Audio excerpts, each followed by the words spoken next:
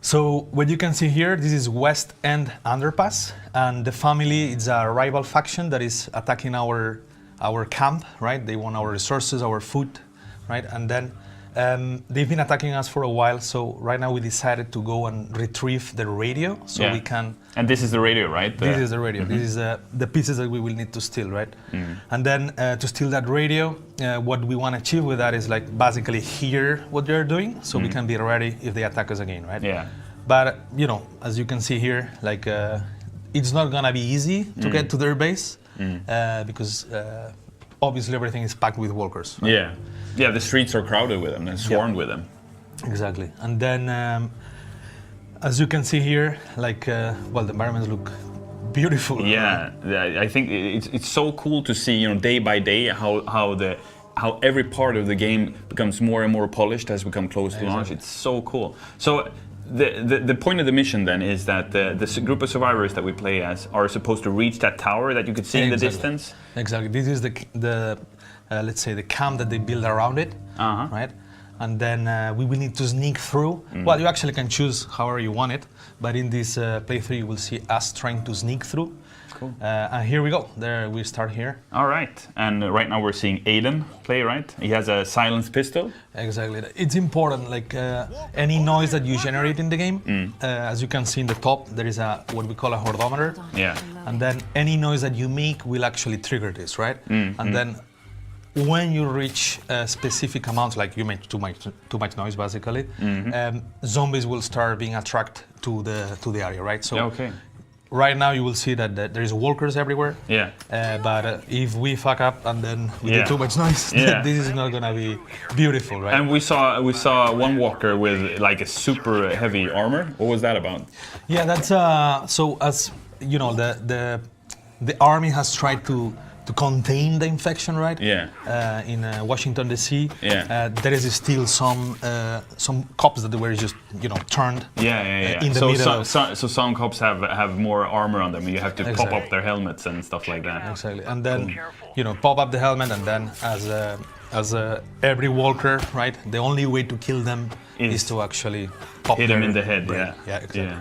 So I think we're at our first puzzle here in the missions, because all the missions have puzzles in them, right? Yes. And many of them have co-op elements where you have to work together in order to overcome them. Can you tell me about this one? Yeah, so here the team finds a door that is blocked, that basically blocks the progression.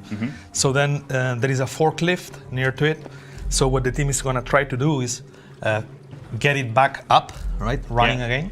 So then they can lift that door. So as you can see here. Hey, I see that keychain. What is that? Is that a Teddy Move? That's Teddy Move. Oh my God. That's our homage to the Payday community. I like that. That's very cool. So the levels are actually built in a way that you can approach every situation in the style that you want. For instance, here the team decided to divide into groups. Yeah. And what's the point of that, right? Because in my mind, you should always stick together. Why would people divide themselves into units of 2 and 2 instead of being 4? So it depends a lot of how you want to play it. We've seen players that really pack together in groups of 4 to make kind of a like Praetorian War, so if they get attacked by walkers, they are always sticking together. Yeah. This group here is a bit more experienced, so the sniper took that path to take down those human enemies in a small outpost, and the others are trying to clean up the way of walkers, right? Okay. So in terms of the variety of puzzles that we have in the game, right? Like here you will see right now another one that is also blocking the way, right? Yeah. And these are challenges that you're gonna find while you're playing. They're randomized, so every time that you play, they're different. And sometimes are gonna be simple, sometimes are gonna be quite complex, right? And we do this to regulate difficulty and to make basically every playthrough different. And increase increase the player experience, because when you start the mission you want to play it again, and if you do it and it becomes a different experience, walkers coming out of different areas and so on, that's the fun, right? That's the fun factor right there. Exactly. Like think about it, like you played the level like 40 times, right? and you can explain a story every time you play. So, whoa, what happened there? Aiden opened the door, closed it. He's barricading it? Yeah, actually, he's trying to, like, not a good idea, I guess. Yeah. Like, Whoop, nope. Yeah, that's the nope door. Yeah, he didn't want to go in there. This is an important mechanic, right? Like, walkers, they just come by numbers. So it's like an unstoppable force. Yeah. But you can slow them down. Yeah. Right? I think this is such an important thing, I think, to talk about, that in this game, it's almost like you're not supposed to kill all the walkers, right? Because you don't have the ammunition, there's too many, and if you make too much noise, they will swarm you, right? Exactly. So that's why you have to use the stealth. So what do we see here? So here, as you guys can see, they're looting. The team is looting this apartment, which is a big part of the game, to loot the environment. Yeah. Why you want to loot? There is a lot of reasons for it. Your abilities, you can craft them, and you will see later like how that works. But you can craft different items that you can use in the level, right? Also, cooperation is important. As you see here, Aiden has marked one enemy, and then Grant with the sniper rifle just took him down, right? Yeah. And now it seems like shit hit the fan. The family has seen us. Exactly. So when that happens, like you saw those indicators on their head, right? Yeah. They have different alert levels. Yeah. The first one is like they are suspicious. They're like, okay, well, I think there is something there, so they will stare in that direction for a while. And if you don't do anything suspicious, they will just then keep doing what they were doing. If they reach the next level, though, they enter investigation state. So they will approach and check what's going on, right? Like, okay, I saw something. I don't know if it's a walker or a human. I don't know what's going on here, but I'm gonna check out, right? And then obviously the last one is combat. So that's a cool takedown right there. Yeah. Our team of gameplay programmers and animators that have done a great job. Like takedowns look fucking amazing. Yeah, they look really cool. And what are they doing now? This is like a different path, right? In order to get to the camp. Yes. So that's a path that they decided to take downstairs, right? And as we said before, we want every run to be a bit different, right? So you have a user story to explain, and like you can get here in a lot of ways, right? Depending on how you progress and what is the randomization seat chooses for you. And some of the cool stuff that I think is cool because it's in universe, right? I love features where we manage to make them a part of the Walking Dead universe. For example, like weapons jamming, that's a really cool feature. Yeah. Silencers exploding. Can you tell us a bit about that? Yeah, that's actually a very important element, right? Yeah. In terms of silencers, they are the main tool that you're gonna use for your hardometer to go up. So it's important that you keep your silencers at check, right? They can get broken, so then you can unequip it if it's like, if you see that when you keep it for longer. Yeah. And then your weapons also, they jam if you don't take care of them, right? Yeah. So back at the camp, you can go and repair the weapon, right? So to make sure that the jamming doesn't happen. And this is something that important, like keep your tools together. And in the heat of the moment, when the noise meter goes to the top and there's walkers everywhere and the weapon suddenly jams, that's when you go, oh my god, what should I do? That's usually the moment in which we hear more screams. Yeah. Right? Because you're shooting, you think that you have everything under control, and so like, pack, oh! And then it's a very fun moment, right? Yeah. Can you tell me a bit about the different abilities that the characters have, like Grant's ability, for example? Yes, of course. So every character has its own specialities. Grant, for instance, being a marksman, right? Yeah. He was a hunter before being a survivor. Yeah, before right? the outbreak. Yeah. Before the outbreak. So what he can do is like he can mark enemies, so they take extra damage, right? So every character has abilities that complement each other. So if you play in a team, you can actually, if you use the abilities properly, you can take advantage and be more efficient, right? So Maya, for instance, has the healing pack, right? Yeah. And every character has its own, let's say, its own fortes, right? So right now, I think we're seeing Heather. She loves the crossbow. What's her ability? So Heather has an ability that, as you can see here, that she's a scavenger. So what she can do is basically she can detect around more easy where all the loot is, right? Or important items for the puzzle. Yeah. So it's good to have her, like if you're trying to find, I don't know, more food or any of the resources that you can find, or you just simply, okay, where are the pieces for this puzzle, right? If you're in a hurry, essentially. If you're in a hurry. Yeah, it's good to have Heather with you're surrounded with walkers. Yeah. Now we're taking an elevator. Yeah, we repaired the elevator, so now we're going up. What's that on the screen right now? So what you're seeing here is the crafting menu. So Aiden just decided to heal himself. By creating a bandage? Exactly. Okay. And right now he's creating a new bandage with the loot that he found. So you find loot in the levels, in the missions, and then you can craft stuff in the missions with Exactly. Okay. And now they're getting ready up. And his silencer is just about to break. Look at that. Yeah. One more shot maybe, and the silencer will blow up. Yeah.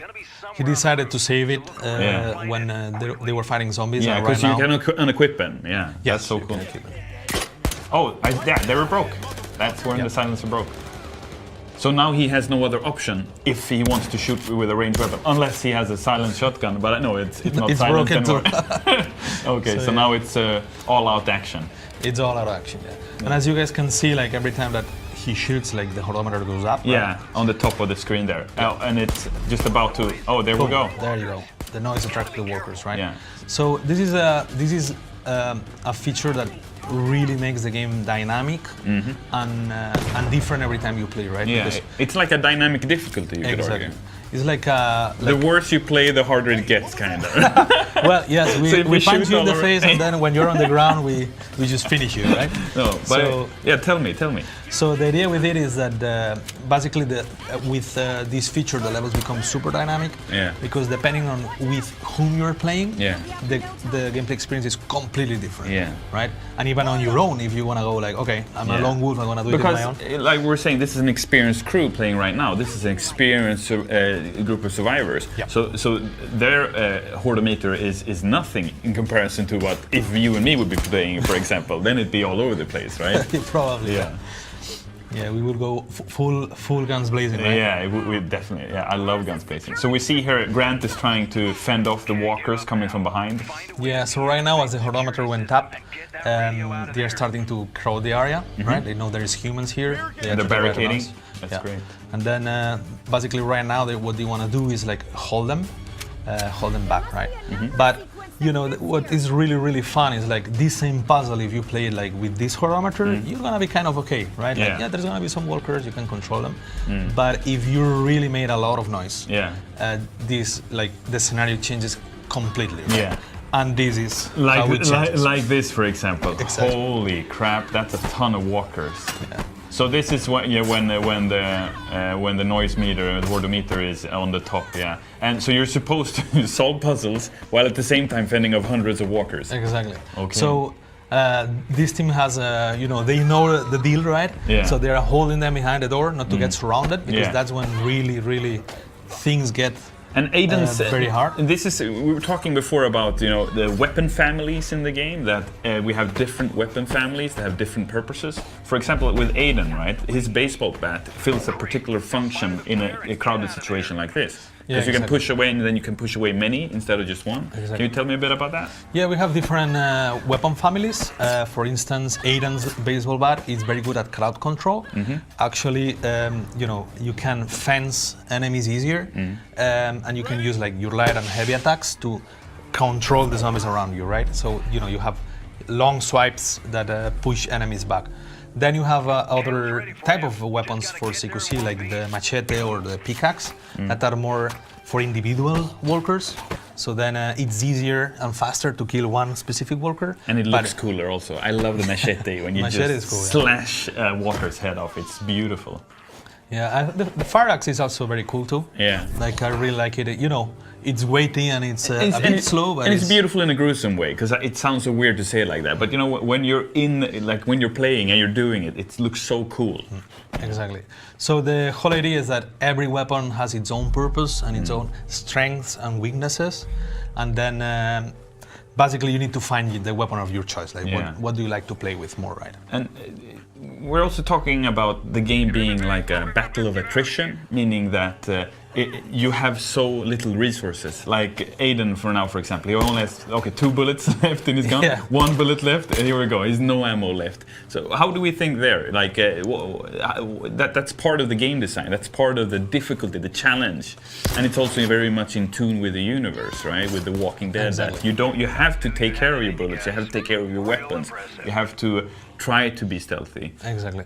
Standards. Yeah. How dark and gritty are you going, and how close to the comics are you leaning here? Well, I mean, we've done 4 story trailers during the fall where we presented each character and where we're just showcasing a bit of that grittiness, and we've tried to really stay true to the original darkness and the original mood of Robert Kirkman's universe.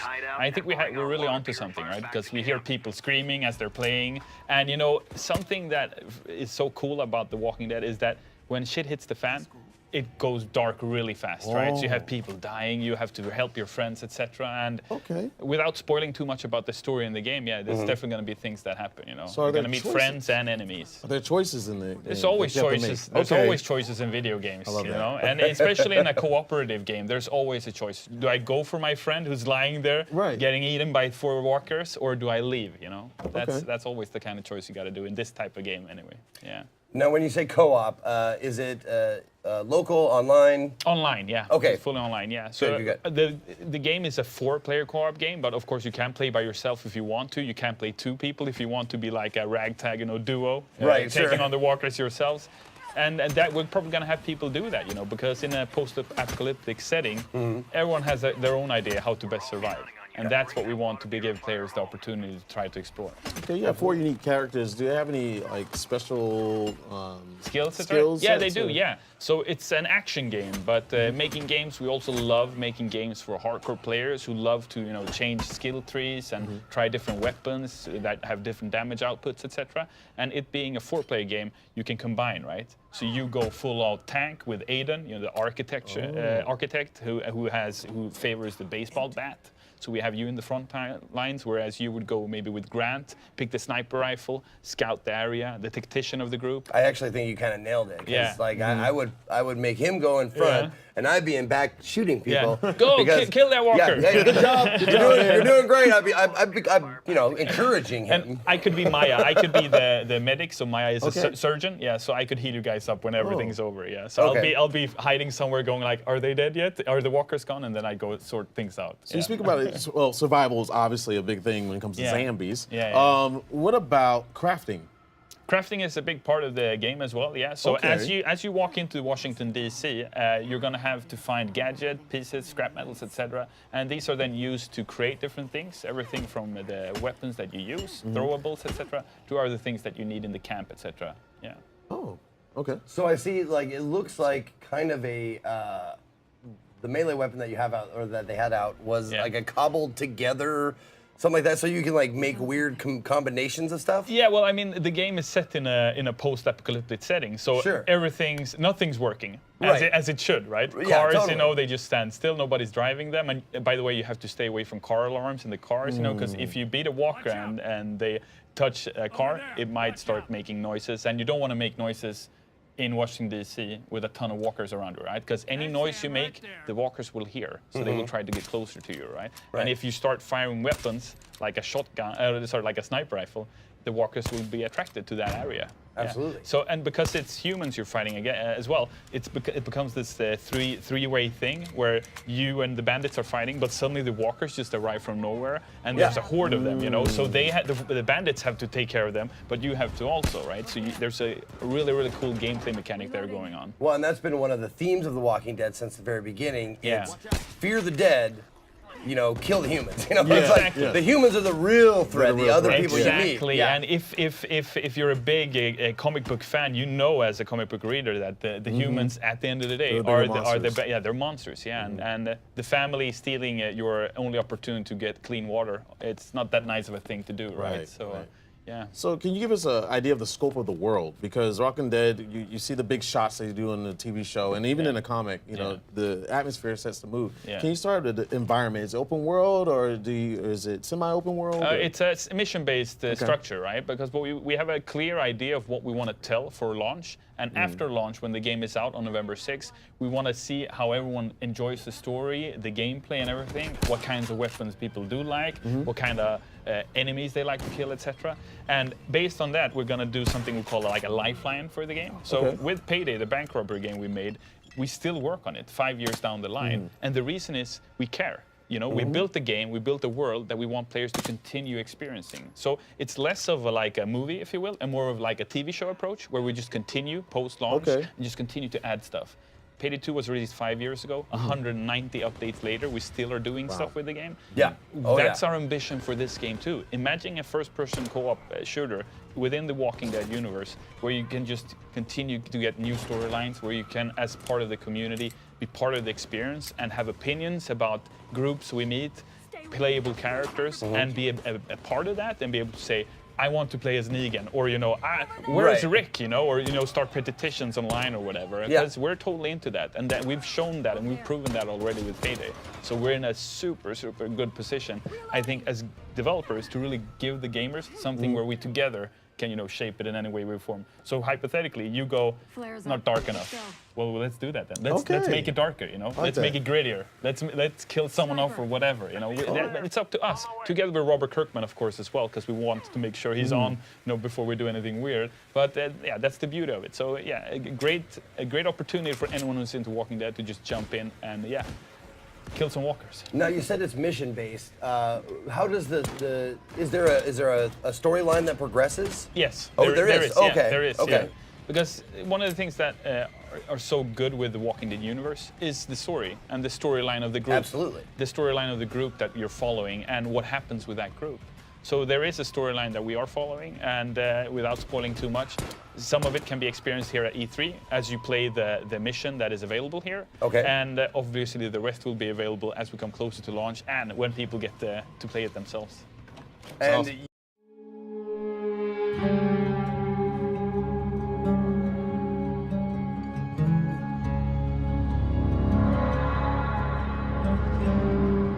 we were so many things. Husbands and wives, doctors and teachers, writers and architects. But when the world ended, all that ended too.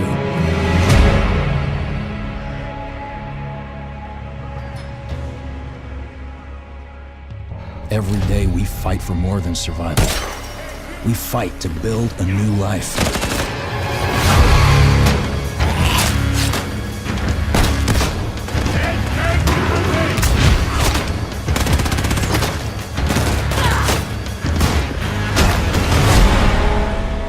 Alone, we're weak. But together, we might stand a chance.